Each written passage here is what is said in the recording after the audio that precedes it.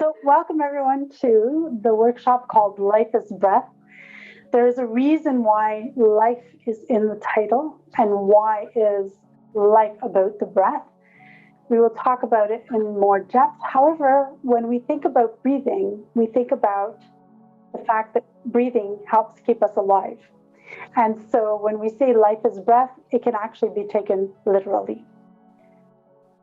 What breathing is really good for and why it helps keep us alive is to help us in moments like this. So you could just do a thumbs up if you've ever experienced any of these emotions or any of these sensations. Yes, some people have 2 thumbs up. Yes. So everybody experiences stress in life. It's a very normal thing. It's part of living. It's part of humanity. The thing is that how we deal with the stress that we live is what tells us or gives us quality of life or not. So if we have moments like this, that's okay. And then we get over it in some fashion, which we'll be talking about ways to do that. Or we stay in those states. When we stay in those states, it creates a cycle of stress and a cycle of anxiety. And it could get to a point where someone doesn't know anymore what to do about it and doesn't know how to get rid of this feeling. So we're going to find ways to help get rid of this feeling. So a little bit is okay, and I'll explain why later soon. A lot could be detrimental to your health. So when we talk about stress, what is stress? You know, we often talk about, oh, I feel stressed, I feel stressed. We actually use the word stress a lot in our vocabulary, and we can use it to mean something simple like, oh, I have to make supper, I'm stressed, to I have an assignment to do tomorrow, I'm stressed, or I have a job interview, I'm stressed, or it can escalate even more to things like, someone I know close to me has cancer and I'm stressed. So stress can have various degrees, and we use the same word to mean the same, but that they don't mean the same thing exactly. So what is stress? There are 4 main types of stress. Oh, the Oxford Dictionary describes stress as a state of mental or emotional strain or tension resulting from adverse or very demanding circumstances. Notice how in this definition it says very demanding circumstances, but the examples that I just gave you aren't necessarily very demanding circumstances. Sometimes we even just put stress on ourselves where we're expecting to be a certain way, and if we don't meet that expectation, then we get stressed. So if you look at this definition, you'll see there are different layers of how we use the word stress. But this is the official dictionary definition. So one type of stress is physical. A physical stress could be that I was teaching yoga and, I feel that maybe I stressed a part of my body. So now I'm a little bit in pain. It can also be physical in the sense that I feel stressed, so my body crisps and it becomes really tight, and I feel it physically. Another physical stress could be during normal physiological situations, such as giving birth or being pregnant, where the body changes drastically, and that creates a stress or, something on the body that makes it have to react and act differently than in a normal situation. So there is physical stress for sure. There's also psychological stress. So psychological stress is all up here. So if you notice, we had the body, so we had stress that can be physical, and then we have psychological, which is in the brain and in how we interpret our environment. And when we have psychological stress, it can actually affect our physical being as well. Because when we're psychologically stressed, we automatically crisp our body and create a stress in our body that creates pain and creates negative consequences some of the time. There's also psychosocial stress. So psychosocial stress is the stress that we feel when we're in social situations. One of the examples that I gave was that I have to go visit my in-laws. So I often give that example, and that stresses me out. I know that's a stereotype, it's just an example. But another example of psychosocial stress could be I have to go to my children's graduation and I'm stressed out that what are the other parents going to think, and I have to dress a certain way. And those are psychosocial because it's about the norms of society and how we have expectations. Again, that word expectations. And are we meeting those social guidelines or parameters? And that could create stress as well, which can go into the psychological, because then we start doubting ourselves maybe, or, it could start making us think that we have to be a certain way. And then that could affect us physically by crisping up our body, by creating difficulties within our organs. So you see how they get into layers depending on the type of stress that we're living. Believe it or not, there's also psychospiritual types of stress that we can have. For example, if we belong to a religious group or even a spiritual group and we feel, again, that there are expectations or there are rules and things that we have to live up to, we could feel stress about that. We could also feel stress in a psychospiritual way if do we belong or not to a specific group. So those are all different things that could affect us. So it's kind of like a cycle. These can cause stress, and then stress can affect those parts of our lives.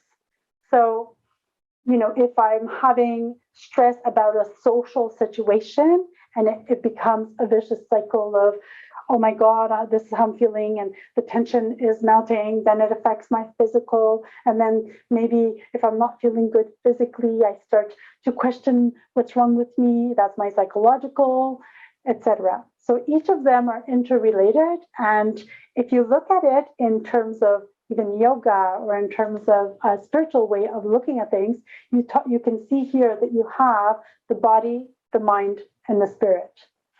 All three of those spheres, or all four of these, can be affected in terms of stress and can affect your state and cause stress. So it's like a vicious cycle. It could be a vicious cycle. So we have something naturally ingrained into us as human beings called the stress response system. Adversely to that, we also have the relaxation response system. So the stress response system comes from us a long time ago, human beings from the beginning of being human beings. If we think of our brain, so the shape of our brain is that we have the brain here, and then we have the stem, which is here in the back of the neck. And that part of our brain is called the limbic system. So this bottom part here is the ancient brain, we call it, where we had to have fight, flight, or freeze responses to stressful situations. So that area of the brain is really everything that is instinct, everything that is spontaneous, that action reaction comes from this part of the brain.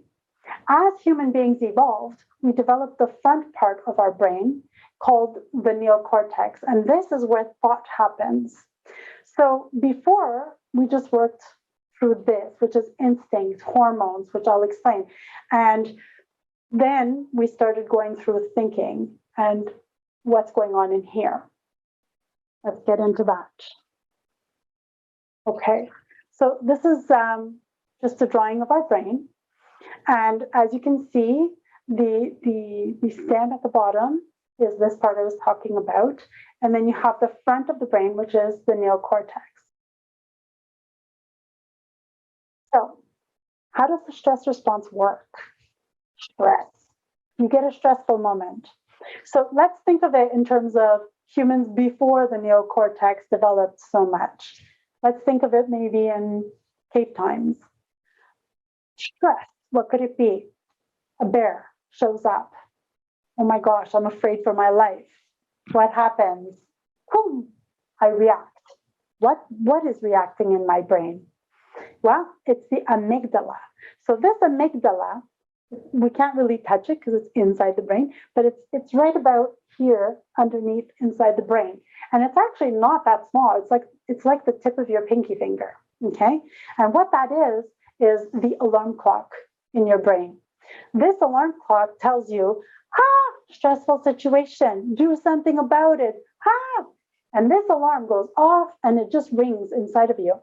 It turns out through science and the wonderful world of scientific discoveries of our days, scientists have actually been able to hear that sound. Like it is an actual sound that is inside our brain. I find that fascinating. Not that we can hear with our ears, but that the movement of it, how it acts as a true alarm clock, actually resonates within us. So we have a stress response. So there we go. Back to our limbic brain. The amygdala is back here and it starts freaking out on us. And our whole body reacts to that.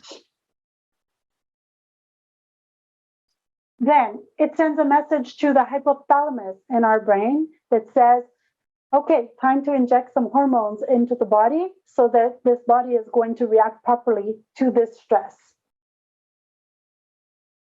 Influx of hormones, epinephrine, ACTH, cortisol. So these are hormones that are activated into our brain. They're just shot through the brain and through our whole body. What do they do? There's a bear, stress. It might eat me, stress. Influx of hormones, epinephrine, ACTH, cortisol. Boom, my body is ready. I am ready for anything to react to this stress. Either freeze, flight, or fight. My body starts changing because these hormones are very powerful. They're actually amazing. And these hormones will actually change my body in different ways. I will start to sweat. So my glands are starting to release the water in my body. My breathing will quicken. Have you guys ever had a stressful situation where you start hyperventilating, your breathing starts getting quicker? Your heart starts to pound. That's because the blood is starting to flow and it's getting you ready to move or to freeze, because it takes a lot of energy even just to freeze, not only just to move. And your muscles tense. So all of these hormones react together because of that alarm clock going, stress, stress, stress, time to do something. Hormones, brain, a big downpour of hormones through the whole body. Body, sweat, heart, muscles, ready to go. So what do? Well, if it's a bear, you're not supposed to run because they can run faster than you. So with a bear, what should you do? Play dead. You freeze. So there are situations where freezing is really important. If you're in a situation where somebody is attacking you and you can't do much else, if you freeze, well, you're just going to be pounded and you need to react, well, you will probably fight. Okay. If you're in a situation where it's let's say there's a huge truck coming towards you. Well, if you choose to freeze, you're dead. If you choose to fight, you're dead. So the logical explanation, the logical solution would be to run, fight. Okay. So all of this is already ingrained. It's amazing. Our body is a miracle. We are miraculous beings. And this whole response is automatically programmed into each and every one of us. So when we're stressed and we do one of those two things of fight, flight, or freeze, we can't judge ourselves. Some people do, but we can't judge ourselves because it's a normal response. Our body is programmed to do this. These hormones are being released when we are stressed. Now, I don't know if you noticed, but that alarm keeps going, right? If you don't turn off that alarm, though, this system will just keep going all the time. So you've probably heard of situations where a mom will all of a sudden have a huge boost of adrenaline, which is the epinephrine, in her body. If she's had an accident and her baby's in the back of a car and she can't open the door, and all of a sudden she rips the door off the car, and it's like superhuman strength. That's where this comes from. So this stress response is actually a really important thing for us to have. So do we want to get rid of stress? Do we want to get rid of the stress response? No, we need it. That's what humans are made for, like to be able to respond to danger situations. So where does it become a problem? Oh, first we're going to talk about each of the different elements. So fight is the first one. Now, what's interesting, I'm just going to go back here a minute. I can't do that here. Okay. So remember I was talking about the neocortex and the limbic brain. So what happens is that when those hormones are ejected into our body, there's the fight. Now, in our limbic brain, we would just fight. We would be physical, and that's what we would do. But now the neocortex has developed, and now we're into thought. And now a lot of our stress is not necessarily a bear attacking us, somebody attacking us, a bus about to hit us. It's also, oh, I have an assignment. Oh, I don't have enough money for this. Oh, my job is horrible. Oh, my boss is harassing me. And so the fight action is not just the physical one. We lash out, we blame, we get angry, we get frustrated. So all of those reactions are actually the hormones in our body that are telling us this is how we react to stress. Okay? Right. Before, we would just run away. But how do you run away from your assignment that is due in like an hour and you just started? Running away is not going to help. It's not a good stress response. So what happens is you start to panic, you freak out, you start to be afraid, you start to worry. And then that anxiety just kind of hits and it becomes a problem. So flight, when we were only in the limbic system, just punch somebody, right? Easy. But now that we're thinking creatures, we've complicated our lives. And now flight is more than just, the fight or the run away. So that's something that really affects a lot of people nowadays is the panic, the fear, the worry, and the anxiety. This is something that we see a lot. And we wouldn't necessarily associate that to flight, but it is. And then what's not here is avoidance. So sometimes we will run away by just avoiding it. Okay, so freeze. Avoidance can go into the freezing one as well. So I think you guys know the expression a deer in headlights. So deer will actually stop when there's a stressful situation and when they're afraid, they will stop before deciding if they're going to fight or fly, run away. The reason they do that is they assess the danger. They stop so that nobody can hear them anymore, because if they run, they will be heard. And if it's a prey after them that runs faster than them, running doesn't do any good. So they will stop and look. Problem is, again, our world has evolved, and now we have cars and trains and stuff like that. So a deer in headlights is actually a dangerous thing for a deer, because then they can get hit. So we don't want to get hit. We don't want to freeze at the wrong moments. But now in our society where we're thinking a lot, it's not just about stopping our movement to not be heard and to be silent and to hide. It's also about disengaging. People who withdraw, become very quiet, who could become despondent, lethargic. Often that is a stress response where they're freezing. So it fits into the same category, just that now it's because of the neocortex that has come and complicated our stress response a little bit more. So everybody's good up till now? Yeah? Okay. So we were just talking about stress. Is it good or is it bad? What do you guys think? Good or bad? Show me. Okay, I'm seeing some of that. Yeah, exactly. Okay, so good or bad? It's good for emergency and for survival, 100%. We need it. It is what keeps us safe. For example, you could save someone from a burning building. And the reason why I put that example is because I had a student last week who told me that he was kind of in shock when he told me. He said, "Can you believe it? Last night, my neighbor across the street, his house went up in flames, and I didn't even think. I just ran in and took him out." That's the stress response, and that's a positive because he just saved somebody. If he had gotten burnt, it wouldn't be so positive, but it is. It's a positive because he had the adrenaline.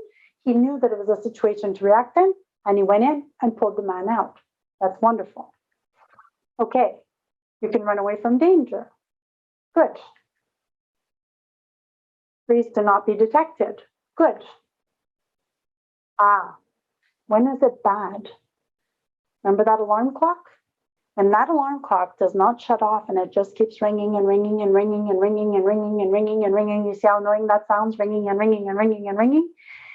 It's annoying in your brain too. And what it's doing is it's making your stress response continue all the time. So all of those hormones that are only supposed to be showered into your body in those really dangerous, important moments is now all the time. These hormones are just creating like a flood inside of you, and your body stays tensed, you sweat, your heart is pounding, you're not breathing properly, and so your body is being affected.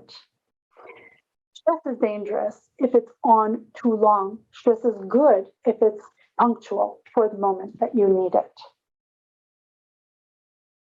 So not life-threatening situations. So again, before we had the limbic brain, right? We had the instinct where anything that was life-threatening, boom, we would react. Then our thinking brains came along, and now even non-life-threatening situations stress us out. That's where it's bad. That's where we are having problems. That's where anxiety disorders come in. That's where high stress, burnout, all of these come in. It's from this part of our brain, the neocortex, that makes us think and get into the psychological and the psychosocial and the psychospiritual. It's no longer just a physical reaction. Boom. Okay. What else? The hormones keep releasing, even though there is no danger. And these hormones are amazing for quick acting. But what happens is that when those hormones are released and your body goes through those physiological changes, it takes a huge amount of energy out of your body to keep that going. So sometimes you see people who are actually very highly stressed, but they look like they're depressed or lethargic or very quiet. But it's because their body is using so much energy that they just can't keep up the stamina that they need to just function regularly. So this can cause damage. If that alarm clock keeps going and all of those hormones keep pouring out, you can have damage, physical, emotional, psychological, and social. It does create difficulties.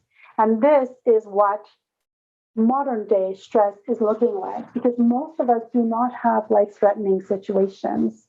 You know, if I don't get my assignment in, okay, I will fail. But is that life-threatening? No. However, my body doesn't know the difference. My amygdala, that alarm clock, it rings. If I'm stressed, it rings, it pours the hormones in.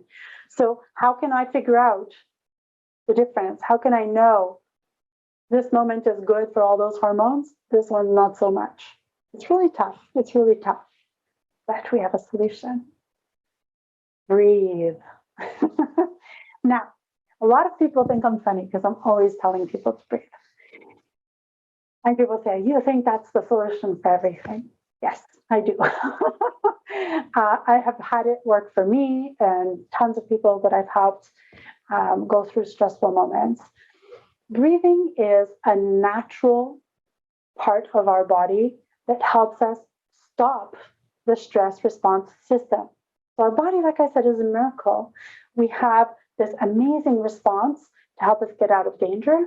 And then we have another response to help us get out of the danger of the stress response, to calm us down and to turn off that alarm clock. So when you think about breathing, even just when you're in a stressful moment, even just doing this, and everybody, let's do it together. Just that. Isn't that already? Don't you already just feel the tingling, there's something. It just, your body says, ah, there's a signal, and to calm down. Okay? So breathing is really an amazing tool. What I love about breathing as well is that I don't need to carry my yoga mat with me. I don't need any equipment. I don't need an app on my phone. I don't need a poster. It's all in here. My body has it. It is a tool that's already portable, accessible. I just have to remember to use it. And it's here. So I can do it anywhere and help myself out and turn that alarm clock off. So the breath, it turns off the alarm. So it allows your body to oxygenate itself. So most of you know that we breathe in oxygen and we breathe out carbon dioxide. This is physiological. So when I'm breathing in properly, what happens is that the oxygen, very surface kind of explanation, the oxygen goes into your body, goes into your lungs, and then it's distributed like a little distribution center into all of the cells of your body through various systems. But then it creates carbon dioxide. So what happens with the carbon dioxide in your body? Your body wants to get rid of it because it's actually a toxin. It's not something you want in your body. So when you breathe out, you're actually releasing the toxins of carbon dioxide that are a byproduct of the oxygen being used and other things in your cells. So if I'm breathing very shallowly, hyperventilating, the oxygen doesn't have time to get into my body, and my body doesn't have time to get rid of the carbon dioxide. So I'm just creating this, kind of weird flux inside of myself, which is good when I'm in an emergency situation and I have to move, because my body cannot use the energy to take all the oxygen and to get rid of all the carbon dioxide. So our body is beautiful. It's made perfectly. When I'm in danger, I have to conserve energy because I have to send it all into my body to be able to do what I have to do. But once that's done, I need to be able to reoxygenate my body, get my cells full of little oxygen molecules, and get rid of all that carbon dioxide, which is toxic for us. And that's not good. So we want to breathe to have that exchange happening nicely. It slows the heartbeat. So we saw before that when we're stressed and we have a stress response, the heartbeat is accelerated so that we can move. And all of the energy is going there into our muscles and into the quick circulation. So the breath slows that down. It lowers or stabilizes blood pressure. Now, as a child, I used to love playing with my breath. So this is the breath has been something that I've held close since I was little. And I used to practice breathing really, really, really slowly. And I would take my pulse, and my pulse would slow down. And then I would purposefully hyperventilate, and my pulse would increase.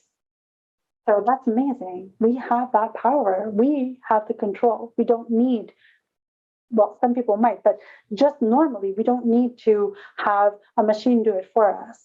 We don't need to have a pill. If we're healthy and we don't have any medical difficulties, we just have the breath, and we have the power to control it. It reduces stress, which now I think you're starting to see why it reduces stress, because it turns off that alarm. Now that you understand the stress response system, you can understand why when you slow things down in your body is much happier. The monks, we all hear about monks and how they live a long, long time. Part of that has been shown to be because they breathe so deeply and slowly that they have actually slowed down the processes in their body. And so less stress means the aging process of the body doesn't happen as quickly either. So that's, I guess, a plus too. But we don't have to be monks to be able to use the breath to keep us healthy. Okay, so now we can get into actual techniques. So get yourself into a comfortable position. There are, well, just a little touching base. Everybody's good right now?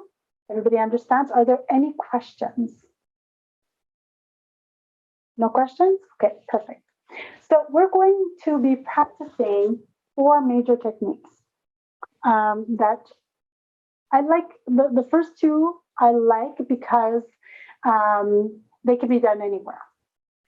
So even if you're standing at a bus stop, if you're getting ready to start your exam, etc.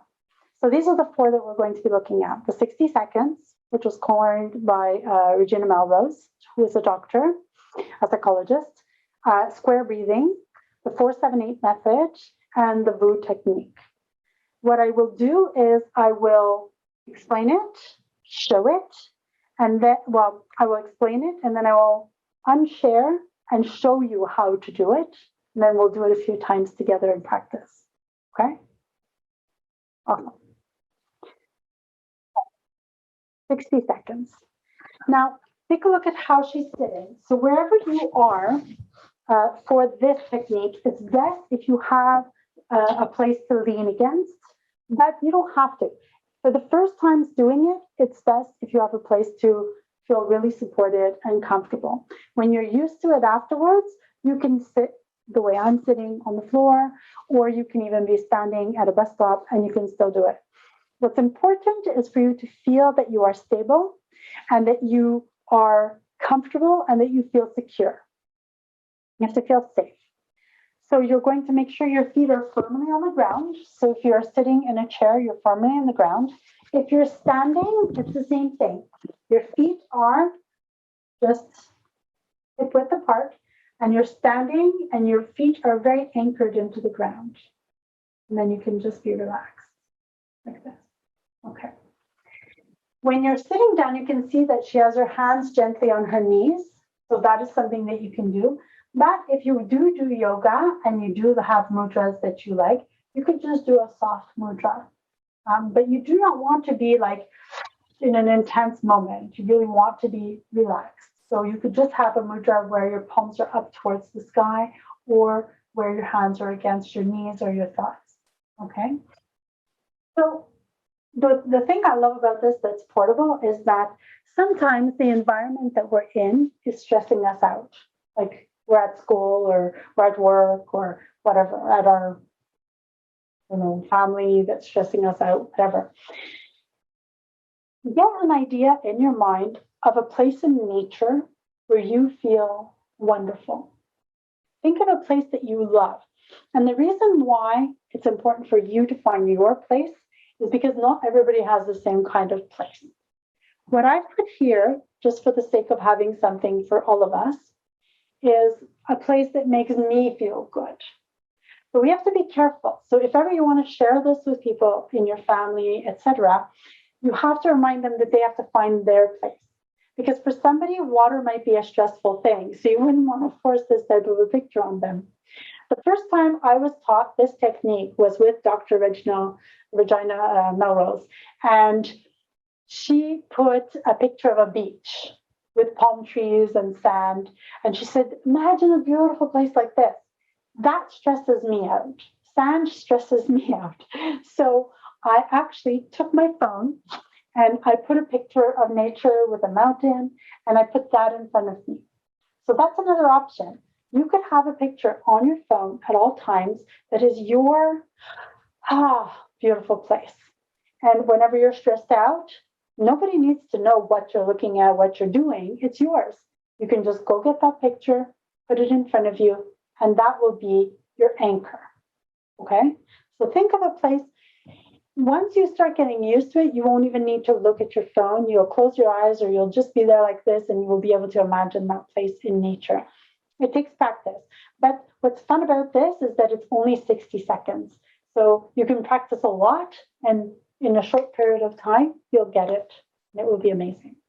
So we look at this beautiful nature. If this one doesn't do it for you, take a second and find yourself something on your phone, or just close your eyes and imagine a place that's really beautiful for you that makes you feel, it has to be a place that's just that moment, okay? And then what to do is at the beginning, because some people have a hard time sitting still for a long time if they don't know when the end is coming, okay? And a way to do that is that you take your phone or you take an alarm clock or whatever, and you use the clock function, the timer function, and you can put it for 60 seconds only. Okay, so really only 60 seconds. You get yourself comfortable. Make sure you're anchored, your feet are flat on the ground, your back is supported behind you, your hands are very comfortable, you're not bunching up, and just start by inhaling deeply and letting everything out by your mouth. Just start by that.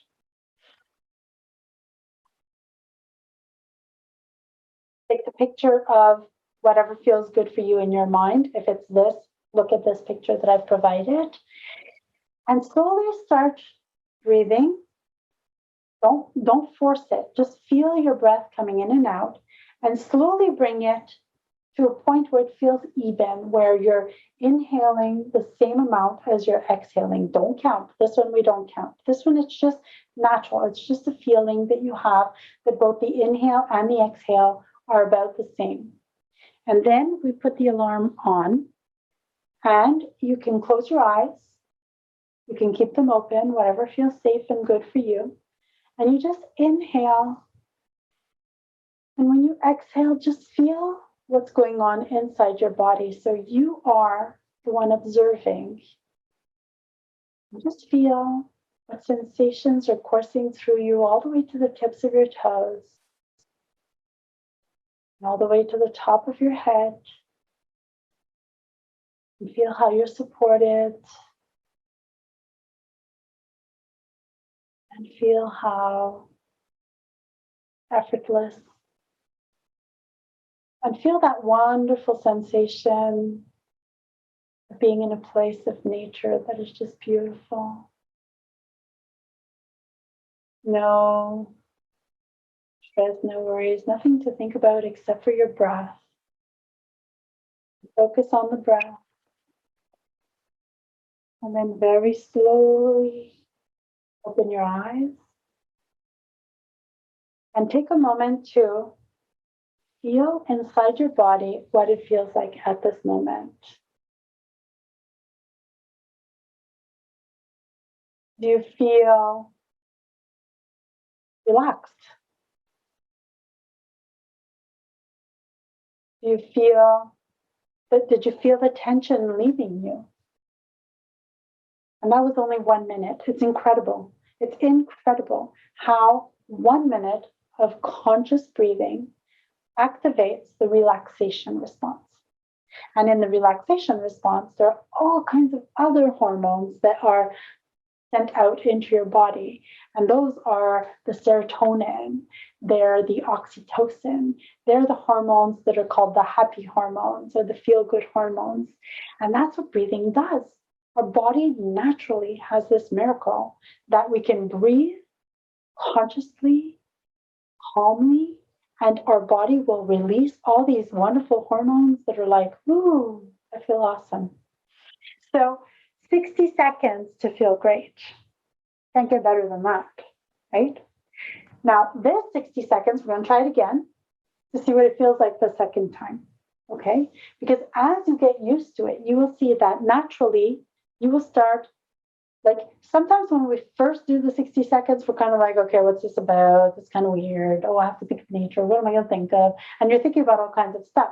As you start practicing more and more, you will start feeling like 2 breaths in, you're like, okay, yeah, I have this. I've got this. It's coming, you know? So it's just a question of habit. And you will also start feeling that no matter where you are, it's portable. It's your own like injection of happy hormones. And what I often recommend for my students is when you're just about to take an exam, what you do is you sit at your desk. I can't show you because I don't have a desk, but you sit at your desk, you plant your feet in the ground, on the ground, you lean back in your chair, place your hands on the desk have your exam there, place your hands on the desk, imagine that place in nature, eyes open, and just breathe. And count. If you have to, count to 60, but you don't even have to. Once you get used to it, you just breathe until you have that feeling that you get used to at the 60-second mark, and then start your exam. Dr. Melrose has done much research on this and has found that student scores increase after they do the 60 seconds before an assignment or before an exam. So it's an excellent tool. So let's try it again. Now, imagine that place in nature. I want you to try not to look at this one and try to think of your own place now, unless this one's perfect for you. But really try to find your place. And if you have to close your eyes, that's fine.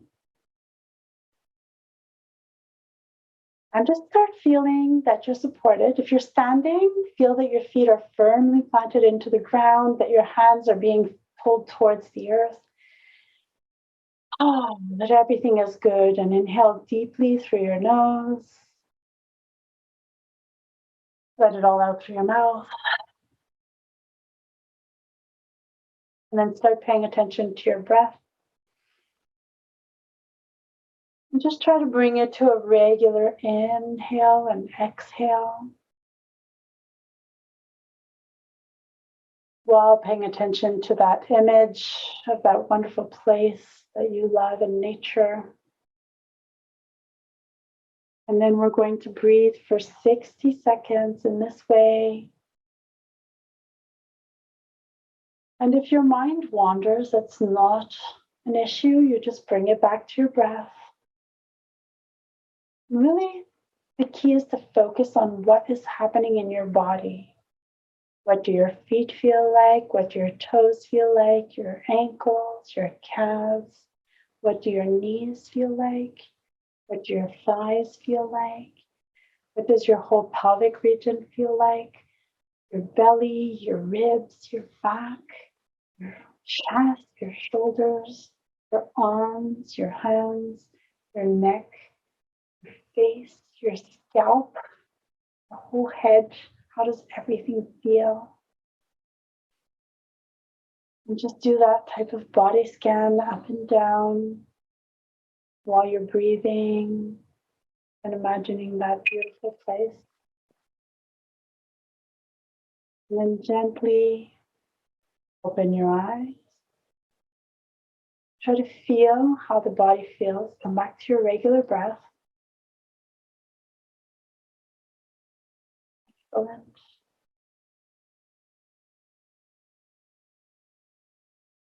And now, if you'd like to share, turn on your mic and just let me know how you feel now. How does that feel? I feel heavy. Yes. Yeah. Like I start to yawn more. I want to sleep. But you see, that's amazing. That's amazing. Anything else? Because not everybody feels the same thing. I feel lightheaded. Lightheaded? Okay, just be careful with the lightheaded, because when you're not used to the constant breathing, it could be that you're not breathing deep enough. It's a bit too shallow and you're not getting enough oxygen. So just make sure that it's not that. It could also be because I think you're standing. No, you're sitting? Okay. So when you're sitting... I'm kneeling, actually, like in my karate classes, because I don't exactly have a desk to sit down on or anything solid, really. And if I stand, I'm standing next to the window with like a bunch of people. So I'm just literally kneeling down on the bed. Too. Whatever position is comfortable for you. But if you're lightheaded, maybe just try to have deeper breaths next time. Okay? But do you feel relaxed? Did it create a relaxation for you? Yeah, relatively. I didn't picture nature, but I pictured something that was peaceful. Okay, that's fine too. That's fine too. Anyone else? I'm really relaxed. You feel really relaxed? Yeah. I wanna sleep.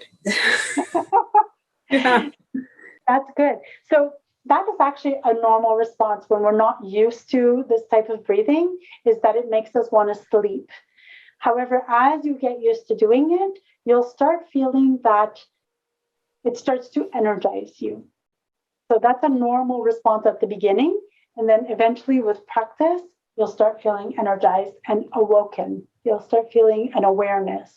That's amazing. Anyone else would care to share?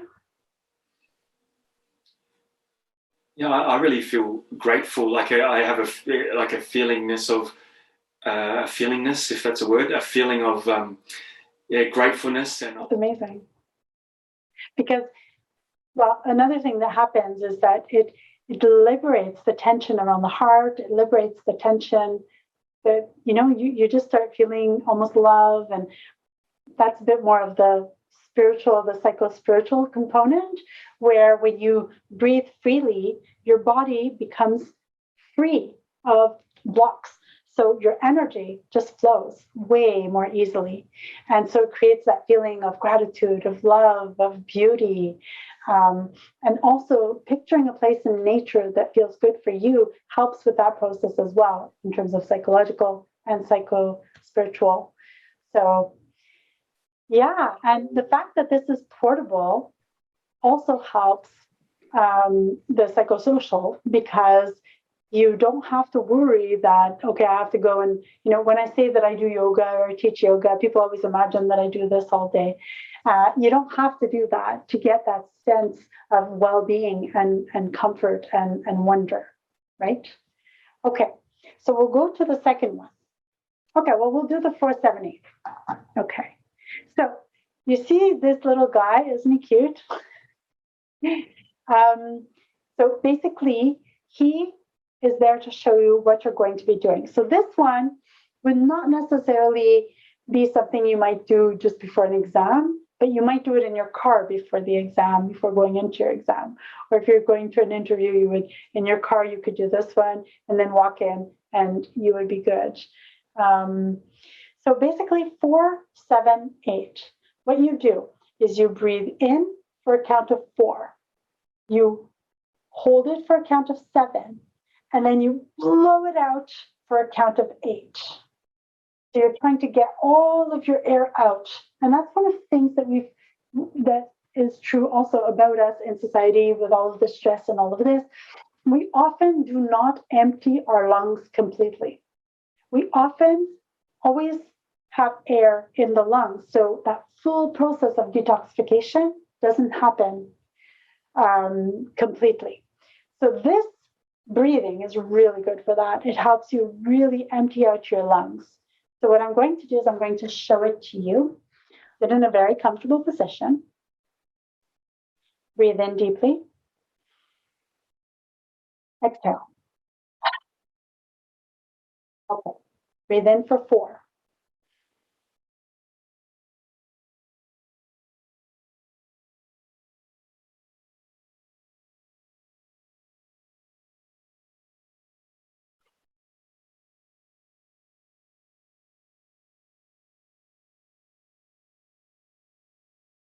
And breathe normal.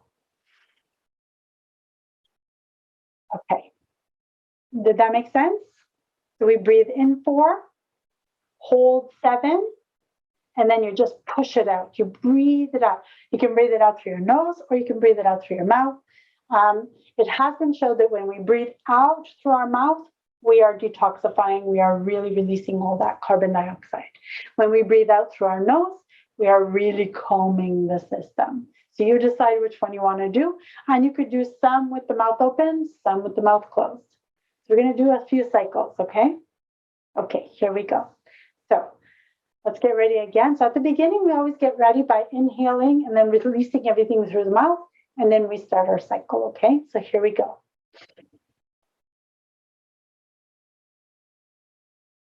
Here we go. Inhale.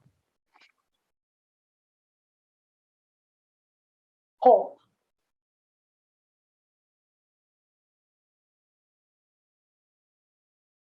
Exhale.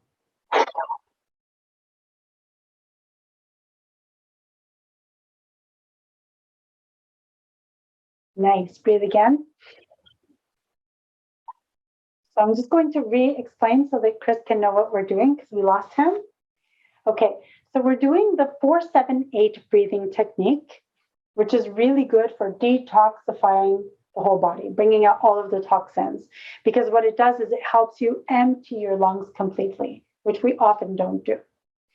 So we breathe in through 4, we hold for 7, and then we breathe out, pushing the air out for 8, trying to empty the lungs. We can breathe out through our mouth to detoxify and get out all the carbon dioxide, or we can breathe out through our nose, which does, but it doesn't do it as much for the carbon dioxide, but breathing out through the nose tends to relax more. So you can choose whichever one you want, okay? So we're going to do, let's say 3 to 4 cycles, okay? Okay, here we go. So to start, we breathe in and we release. Here we go.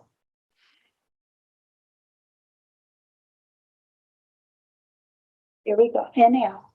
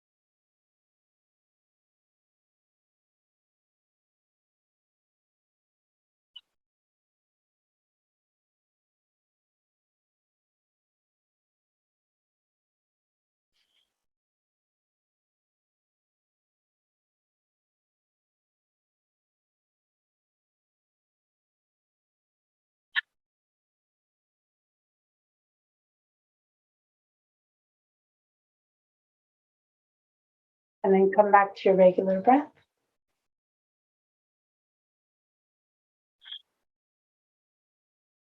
How did that feel? And where do you feel it? I can feel the like the energy is pulsating around or the body, I don't know. Beautiful. And the counting makes me more focused. It helps me more not wonder, because I always wonder in my mind. So it gives me more like focus. Exactly. And did you count for yourself? Yeah, I counted. I did myself. So it's easier when I close my eyes. Yes. Well, some people, it depends on the person, but a lot of people like when their eyes are closed. So that gives you more focus to count while you're doing it. Anyone else? Any other comments? I'm starting to feel a little bit more energized, like in terms of like feeling relaxed, but more energy. Beautiful. Beautiful. Anyone else? I can feel my heart rate pounding in my ears. You're having what, sorry? I can hear my heart beating in my ears and just beating in general. Not sure if it's heart palpitations or because actually I'm able to breathe right now. Well, what happens is that you're helping the blood circulate nicely through the whole body in a really nice, controlled and calm way. Yeah, amazing. Anyone else? We're good? Okay. Awesome. So I'll share again. So the 4-7-8 method helps reduce stress, which you felt, that whole system. What happens for me is I get very warm. I feel that my body is heating up when I do that.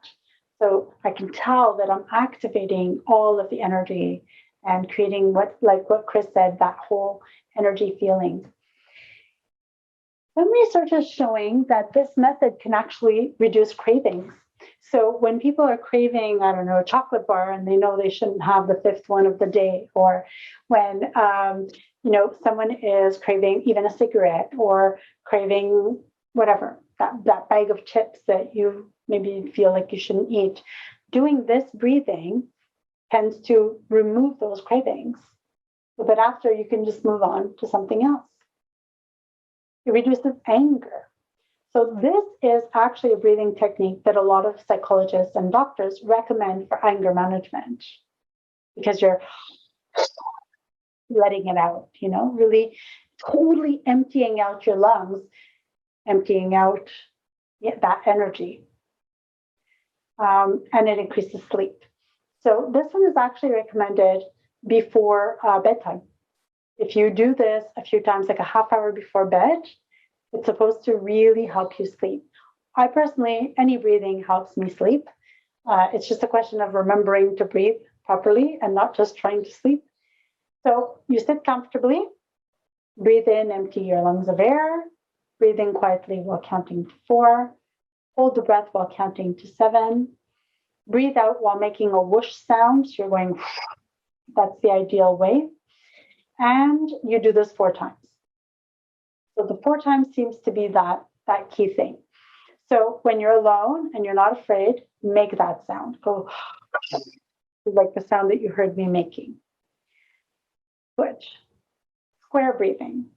I'll just explain it to you and then I will show it to you.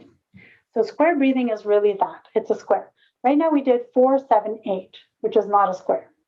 This one is 4, 4, 4, 4, 5, 5, 5, 5. Whatever length that you feel is good for you, that's what you do. We often start 3, 4 for people who aren't used to breathing very consciously. You start with 3 and 4. Eventually, when you're used to this, I'm up to 10. So I can breathe in 10, hold 10, out 10, hold 10. It's not, you don't want to compete. It's not a competition. It's not trying to get higher. It's just whatever feels good in your body, that you feel like you're fully filling your lungs and you're fully emptying your lungs. That's what it's all about. So whatever count you need for you, that's what you have to do. So what you do is you close your eyes, you breathe in through your nose while you count to 4 slowly. So I will do this. 1, 2, 3, 4. And try to focus on feeling the air entering into your lungs. Really focus on that concept that you're filling your lungs and your body full of air.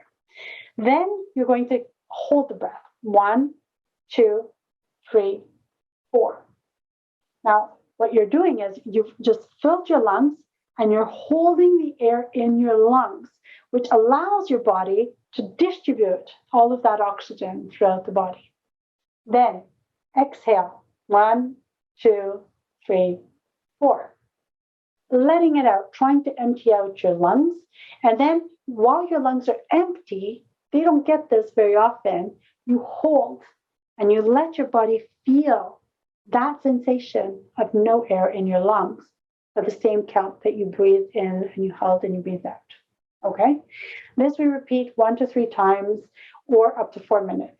So like someone mentioned, we want to know when it's going to be over. Sometimes, you don't want to just wait and feel like, oh my gosh, am I going to do this forever? When you know there's a timeline, when you know that there's an end, putting a timer maybe helps you focus in the sense that you can really focus on your breathing and not on counting how many times you did it. So there are 2 different approaches. You can either count, okay, this is the 4th time, or you can count, put an alarm again with our wonderful cell phones, 4 minutes, and then stop when the alarm rings. Okay, so I'll just leave it like this for now. So I'm going to do it. I'm going to model it for you, and then we'll all do it together, okay? So.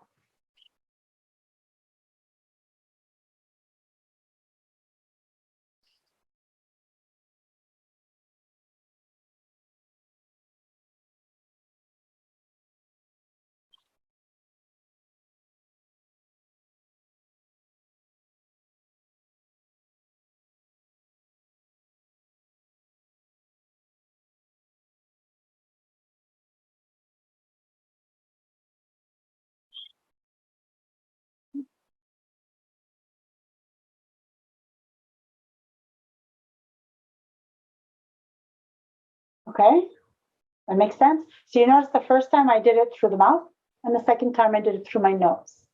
Now, normally, the square breathing, we try to do it all the time through our nose. Sometimes at the beginning, when we're not used to it, we feel like we've inhaled, we've held, and then it's hard to keep the mouth closed at the exhale. So we can exhale through the mouth, but try to control it for the 4 counts. Eventually, as you get good and you practice and you get used to it and you feel comfortable, it will come naturally, and then the mouth doesn't have to open and you can just do it through your nose. So you can try both. This is all about experimenting and having fun with it as well. Okay, so here we go. Everyone, we're going to just get the lungs ready. So inhale and let it out. Here we go. Hold. Exhale. Hold. Inhale. Hold. Exhale. Hold. Inhale. Hold. Exhale. Hold. Inhale. Hold. Exhale. Hold. Going to go to 5 times. Inhale. 4, 5. Hold. 4, 5. Exhale. 4, 5. Hold. 5. Inhale. 2, 3, 4, 5. Hold. 2, 3, 4, 5. Exhale. 2, 3, 4, 5. Hold. 2, 3, 4, 5. One more time. Inhale. 2, 3, 4, 5. Hold.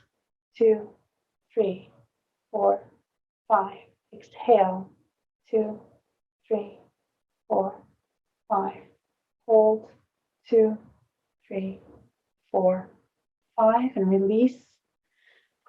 And just come back to your regular breath. Excellent. Now start comparing. Pay attention, go inside your body, try to see how am I feeling, all the way down to the tips of my toes, the tips of my fingers, tip of my nose, top of my head. How am I feeling? What does it feel like in my body? And just share how that feels. And you can compare to how you felt with the 60-second and how you felt with the 4-7-8. How is it different? How is it the same? Let me know. This method for me was like more complicated, I find.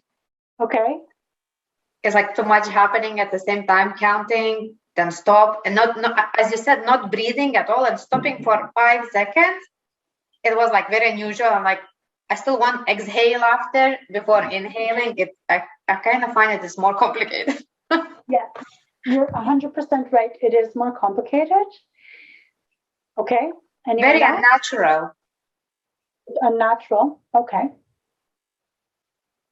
Personally, I prefer the 60 seconds, just because you get to visualize a place you want to be in. It lets you dissociate from whatever situation you're in. You get to really just disappear from the world for a hot minute, literally, just to breathe so you can get some air, so you can focus on something else. I mean, I wasn't visualizing nature, I was visualizing an apartment somewhere else, like a really cozy apartment, just gone from here, and it was really nice, better than this one here, because you're not feeling your body, your heart starting to get that air that is missing when you're not breathing for like 5 seconds straight. Okay. I'll explain all that in a moment. Anyone else? Well, it's almost a little scary holding your breath for 5 seconds. It's scary holding the breath for 5 seconds? Ouais, comme pour moi, personnellement, je trouve que ça fait un peu peur quand tu arrêtes de respirer, mais je sais que tu peux respirer comme ne pas respirer plus longtemps, but it still feels scary for some reason. I don't know why. Okay, that's good. And I will address that as well. That's a good point. For me, I love 4, 7, 8. Okay. It's the best. The last one is like I couldn't do it. This one was hard to do? Yeah. Okay. The last one. Yeah. This one, the square breathing. Yeah. Okay. Anyone else? Okay. So I will address that. So basically, counting to 4 is the base. However, we can start at 3. We can start at 2. We can even start at 1. So why don't we all try it at 1 and see how that feels? Because the goal is not necessarily how long you hold or how long you go. It's that it's even in all of the ways that we do it, because we want to be able to bring oxygen into the body. We want to be able to hold it, let the oxygen circulate, give our body time to feel that fullness and have the breath in us. And then a moment to get it out, and then holding it out and having that moment. So we're trying to get the 4 moments equally. The amount of time for each one it's not really important. This is just a standard. And like any standard, we have to make it fit ourselves. So let's try it with 1, 1, 1. Okay, let's go. So first, let's empty our lungs. Inhale. Inhale 1. Hold. Exhale. Hold. Inhale. Hold. Exhale. Hold. Inhale. Hold. Exhale. Hold. 2 more times. Inhale. Hold. Exhale. Hold. Inhale. Hold. Exhale. Hold. And come back to your regular breath. So how did that feel? For me personally, holding after exhaling is a problem. I naturally want to inhale. It's not for me, it's not a counting. I don't care much counting. It's why I have to hold I want to naturally inhale again. Like it, this is where the part where it's becomes difficult. Right, and that's why it's something that yogis and many doctors now are recognizing that it's really important to learn to do that, because when we exhale, we are giving our body a chance to be clean and to have all of that air and all of the carbon dioxide out of us, and have a moment where the lungs are actually completely emptied. It's like a cleansing. It's as though you're cleaning your lungs out. So it's really important to learn how to do it. It's very uncomfortable at the beginning, 100%. When we are not used to it, it is annoying. I remember my first times when I felt the same way as you, that trying to hold the exhale, because after I've gotten rid of my air, I want to breathe. I want to inhale. It's normal. It's very normal. However, learning how to, even with 1 count, learning how to hold that space, that emptiness is really important.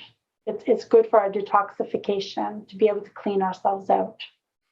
So it is an option. So obviously, each of the techniques are not always for the same things. This one, the way it reduces stress is when you're used to it, it creates a cycle and it's calming, and you wind up getting so used to it that it calms you down. The other thing is when you've cleaned out your body, you're oxygenating your body and you're cleansing it. You're creating a state of bliss inside of your body. You're creating a happy state where your body doesn't have to work so hard. So when you practice it, practice makes perfect. When you practice it, you realize, oh yeah, it's starting to get easier and it feels good. At the beginning, it's tough, like anything. If you want to learn how to run a kilometer, you have to start by walking fast, to get your heartbeat ready. It's kind of the same thing. You have to train your body for this type of breathing. But once you get it, eventually, it feels amazing afterwards, because then your body feels resourced, rejuvenated, and clean. And while you're doing the 4 square breathing, it's hard to think of anything else. So it really brings you into the moment, and it really helps you just be in this exercise and not thinking of anything else that could trigger your amygdala or trigger that stress response system. Does that make sense? Yeah? Okay. So we'll go to the next one. Our final one. Oh, no, this is another one. Okay. So before the final one, there's a way to do the 4. This one's tough. The 4 square breathing with the sound. So in yoga, we learn about the sound and the power of sound and how it helps vibrate within us. And it helps activate our cells, and it helps activate the capillaries in our skin. And sound is an amazing thing. And a lot of research is being done on sound as well to see how it has healing properties. But also, we have science right now that uses sound, like ultrasound, to be able to detect what's inside of our body. And so sound is a powerful tool to use. So this is the 4 square breathing with sound. So I'm going to show you. And you'll see it's not easy, especially the inhale is tough. So the sound is the sound of Om. And we write Om, O-M, but Om is usually Aum. Okay? So here we go.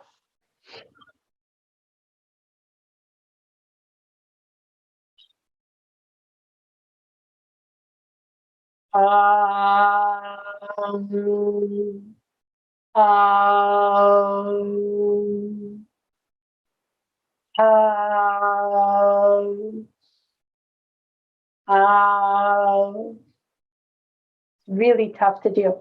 So basically, as you're inhaling, you're making the Om sound. You hold with the Om sound.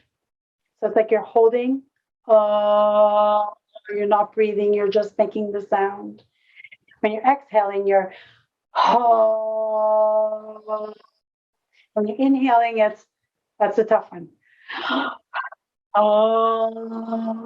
But it's hard, and it creates this big like and then you hold so when you're making the sound, I personally feel that the holding part is a bit more easy to do, and the inhale exhale will take a little bit more time. So that was just for information in case once you get really comfortable with this 4 square breathing, if you want to try to bring sound into it as well, that is an option. Okay, the VU technique. I love this one because it usually makes people laugh. So you sit comfortably and you start paying attention to your breath. You take a deep breath in through your belly, and while you're breathing out, you make the sound VU as long as you can without forcing it. So you don't want to go, you don't want to be doing that. I'm going to show it to you. You do this for 3 to 5 minutes. And again, it's an exchange for your oxygen level in your blood, getting rid of toxins. This one is a bit more energetic. Then you bring your focus back to your surroundings, to the room, to the chair, and then you observe how your body feels. So I don't know if you've noticed, but there's a theme with breathing.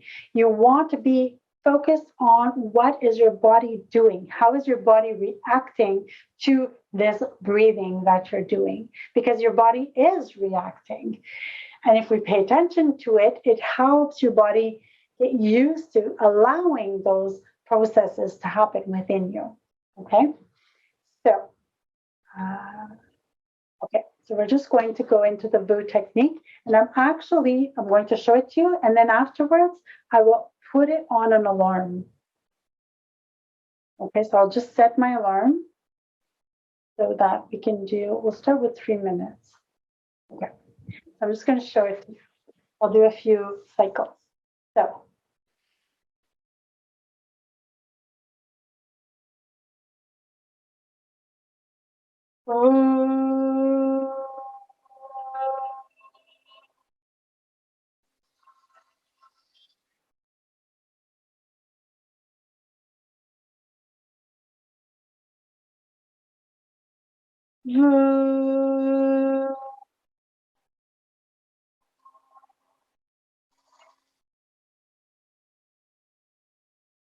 And then I can play around with it and do different heights or whatever, depending. You can find the frequency you want it at. So.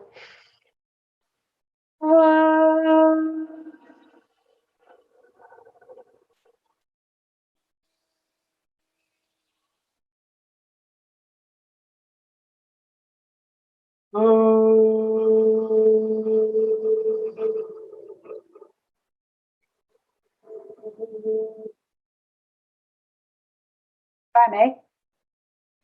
So for this one, I'm actually going to ask you to take off your mics so that we can hear each other. Because the other thing that's really beautiful with sound is that when you hear sound around you, it also helps excite and energize you. So if you could please turn off your mics, unmute yourself, and we're going to do the woo together. Now, it doesn't matter. There's no judgment ever, and it doesn't matter what we sound like. And the more soundier we get, the better it is. Okay? So here we go. Inhale. We're going to just empty out our lungs. So inhale.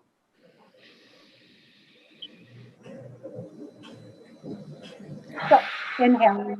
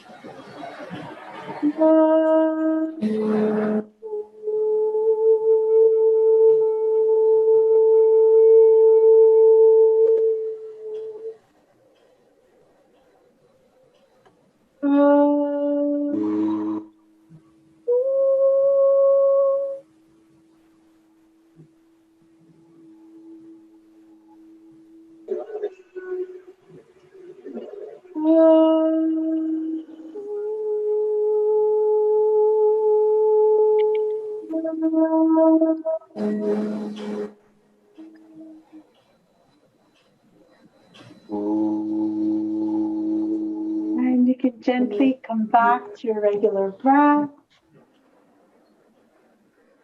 And something that feels really good is to inhale your arms up, up, up, up, up, opening up your lungs. And then exhale down. And how does that feel? We were harmonizing at one point. That was awesome, eh? How do you feel? I feel all right. You have to overcome the shyness of making the sound in front of others, but it feels good. Once you have it, I noticed that after about 2 minutes, everyone started just going with it. That was very good. So, what else? Any other comments? No, I feel good. Feels good? Yeah. Awesome. Now, I have to, sorry? It's hard on Zoom. It's hard on Zoom. Other people and you don't know what notes they're making. I mean, I think that's one of the beauty of the things, to be honest. It's like a song. We're not necessarily singing at the same time with the singer that we're listening to, but we're just going with what we think. I mean, to be honest, I sing most of the time at the park. I'm just singing as I'm swinging around, and I know I'm not at all in tune with the singer, but hey, it's nice. And it doesn't, you're absolutely right. It doesn't matter if you're in tune. It doesn't matter if you have a specific note. If you heard, I was just going all over the place, up and down, different tones, different things, and that's fine as well. Okay, now I asked you to bring your arms up. This is actually an amazing strategy, especially for people who have asthma, who have a hard time. Like if you're having a panic attack or a breathing attack, one of the things that's good to do is to open up the lungs, raise the arms above the chest, making sure the shoulders are down, and just breathing there. So that's another thing that's really good for if you're having a panic attack, if you're having a hard time breathing, even coming in from the cold to the heat. Sometimes that hurts, the heat to the cold. So whenever you're feeling that the lungs are really struggling, opening up the lungs and just breathing into that is amazing. It just feels so good. Excellent. So there's another version of the VOO that I want to try since you guys are so amazing. This one is not holding the note. This one is to really energize. So if you're feeling like you're really despondent and you're really like, and you're feeling a bit Eeyore-like, or you're feeling, like, oh, I need energy, or I don't want to get out of bed, or any of those feelings, you would do the VOO in this way, okay? So the other one, it energizes as well, but it kind of energizes and could help you sleep at the same time. It's very interesting.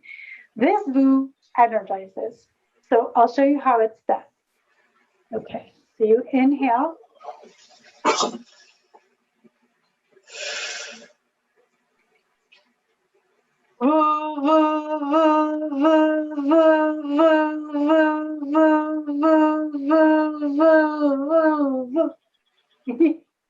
And you do that until you have no more VOO. Almost like a choo-choo train, but it's a VOO train. So we're going to try it. We'll do it a few times, okay? Are you guys ready? Now, the other thing that's beautiful is when it makes you smile, because when we smile, it's a natural trigger to releasing hormones as well, the ones that we want, the happy hormones. So when things make you smile as well, thinking of a spot that makes you happy, doing activities that make you giggle or smile, that is a therapy in itself to help reduce stress, because again, those happy hormones are released into the system. So if this makes you giggle, it's a good thing. Okay, so here we go. We're going to fill our lungs and let it out. And here we go. Woo, woo, woo, woo, woo, woo,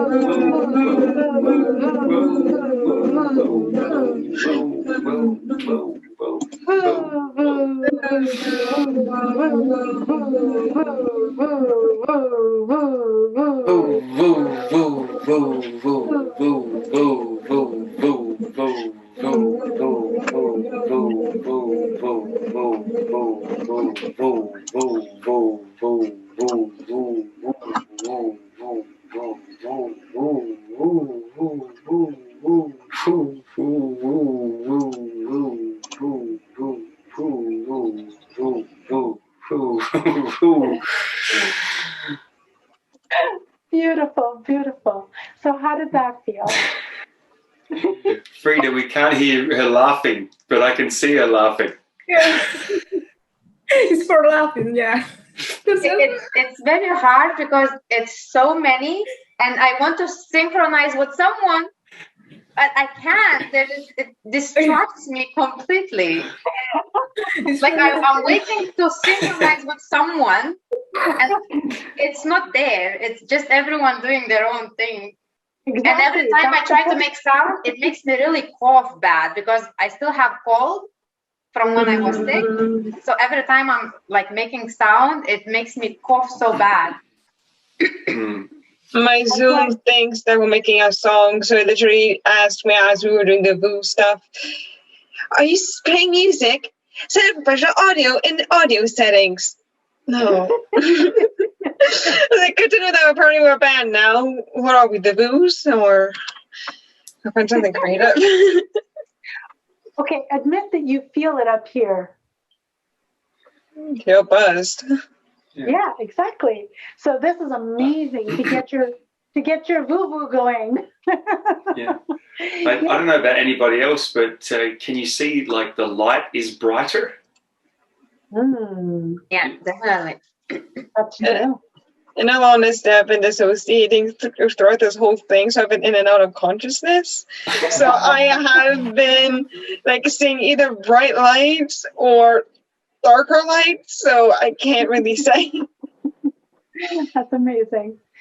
So basically, does anyone else have a comment about it before I explain a little more? No, we're good? I feel that you have more air when you do voo repeating instead of just like keeping it on the same note. I don't know if it's just me who's weird, but I had more air.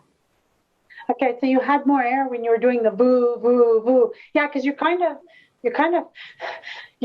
inhaling and exhaling, and yeah, exactly. So that one is more for energizing and getting your mojo going, getting that voo-voo train going. And personally, I feel a lot of tingly. My body feels very tingly when I'm done with that one. I can feel it all the way to the tips of my fingers. It just feels like I feel like I'm vibrating. It's amazing.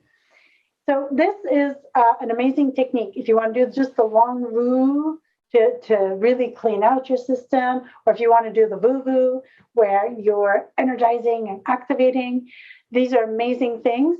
And then again, you can always try any of these breathing techniques with your arms up in order to open up, or you can do the cactus where you are, your arms are at 90 degrees, your hands are up like this, and you're opening up your chest. So that's another way that we can do breathing techniques. Obviously, you're not going to probably choose to do that at a bus stop, but who knows, maybe one day. So that is pretty much the 4 techniques, with the arms up as well to open up the chest, the cactus posture to open it up. Why don't you try it? Put your hands in the cactus, and we'll do one voo-voo like this. So you're opening up your chest.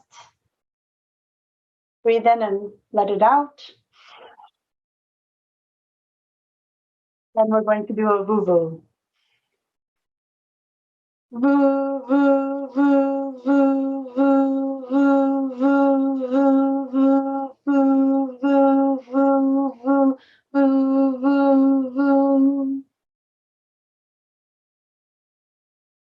How does that feel? And then down. You feel that it was opening up a little bit more? I know it would keep people away from me at the bus stop. For sure. People will be like, what is she doing? Yeah, little do they know it's healthy. Okay, so breath is life. The yogis knew 5,000 years ago that the breath was life. They knew back then that trees give us as much as we give to trees, that prana, which is the life force that is within all of us, and the breath are intertwined. And that's why they called the technique of breathing pranayama, because it was understood that our breath is what helps us be healthy. And when we actually take time to slow our body down in meditation, in breathing techniques, in yoga, in Tai Chi, whatever it is that we use to keep our breath smooth and slowed down, it allows our body to heal itself. It allows our body to rejuvenate, to energize, to resource itself, to turn off that alarm that is necessary for dangerous moments, but not necessary for everyday life. So breathing helps us stay in the present moment because we're focused on what's going on within us. And by doing that, that alarm turns off and then we're calm and we're relaxed. And when we're calm and we're relaxed, it's much easier to deal with situations such as assignments that are due, interviews, our boss expecting a project done, even missing the bus, or any situation that we perceive in our brain as being stressful. When we're calm, we can deal with those situations way better, and we don't activate the alarm that then sends all those hormones and gets us into that high intense moment of fight, flight, or freeze. Does it mean that we worry less? Yes, we worry less. Does it mean that we don't accomplish things? No. When you're in a sense of calm and you're in a sense of well-being, yes, you have assignments due. Yes, you have jobs to complete. Yes, there are deadlines. Yes, you might miss the bus, but the way you deal with that will be different. It will not be with the stress response. It will be with a calm, collected way of looking at it. And when you do that, life is a lot more, there's more quality in your life than just quantity of getting things done and rushing and trying to be stressed and trying to get things done. You get more quality because you can handle all of those things way better with the breath. And that's why I say that breath is life, because not only does our breath keep us alive, our breath also keeps us living with quality. So happy breathing. Are there any questions, comments, anything that you would like to share? My dog thinks it's a fantastic opportunity to snuggle up to me. Animals actually know how to breathe properly. They know when, if you've noticed, an animal that pants does it when they're hot, when they're running. Animals automatically know when it's the right time to breathe quickly and when it's time not to. They know what they're doing. It's really amazing. But they're a lot in the instinctual brain still too. Any other comments or? Pheleshia, is it a situation where the more you do it and the more benefits that you see in doing it? So creating a habit, even when you're going through, you don't feel like doing breathing, or it's kind of like a hassle to do it. Do you feel as though once you start seeing the benefits of it, that you then go, well, I'm going to do this for life, sort of thing? Like I'm going to incorporate breathing like this forever, you know? That's an amazing question. And yes, so it's like any habit. When your body starts feeling good, it wants to continue feeling good. For instance, if you're allergic to something that dairy products. You've been eating them your whole life because they taste so good, but you react poorly to them. Then you decide, I'm not going to eat dairy anymore. Then your body gets used to feeling good and will tell you, don't put that in my body. It will react to it even stronger because it doesn't want it back in the body. So it's the same thing with the breath. When you get used to it, you won't even think anymore. I don't know, one of the examples that I keep working on is if you have an exam, you won't even think about it anymore. You'll get used to it. You'll just sit at the desk and do that breathing, and it'll be part of that habit that you getting ready, like how we have little rituals when we do things, when we're doing homework or stuff like that. Put your pen here, put your thing there. Well, part of that ritual will be just to do your 60 seconds. When you want to energize, you'll realize, I feel like doing the boo, I'm going to do it, So yes, the more your body feels how awesome it is, the more you'll want to do it. Sorry, Lorena? I say that's so true because I started doing meditation like almost 10 years ago, and I was doing for a long time until I stopped. And this is what I had a period of time when I stopped, and I'm not doing it anymore as I used to practice before every single day. In the bus, I sit in the bus, I meditate. I'm in the metro, I meditate. It's become a habit. Every time you have a second or a minute, you just meditate. And even now, as soon as I close my eyes, my brain remembers those days, and it goes kind of in a trance as it used to. Yeah. And it calms me down. And so as soon as I stopped, I think this is what I'm more experiencing now, stress, because I'm not practicing anymore as I used to do. I don't have time anymore. Before, I sit in a bus because I didn't drive. So I will do it. Now in the car, I can't do it. I don't have time anymore as before. Well, the 60 seconds is amazing for that. It's a good beginning. It's a good way to start getting yourself used to breathing all the time. It's really good because your body automatically reacts to those 60 seconds of breathing, and it's going to start saying, give me more, I want more. And it'll turn into 120 seconds and then 3 minutes, and then, and even just doing 60 seconds several times during the day, that's amazing. It gives amazing benefits. You'll see your body will start asking for it, and your body will start doing it automatically because, like you said, some people call that cellular memory. When you get your body and your cells used to doing something, then they remember it and they remind you, and you want to keep doing it. So absolutely, the more you practice anything, the more natural it becomes. If you've never run and you have to run to the bus, you will be out of breath and you will be like dying and keeling over, and you'll say, never again, I don't want to do this again. But your body is probably saying, no, I want you to do this again.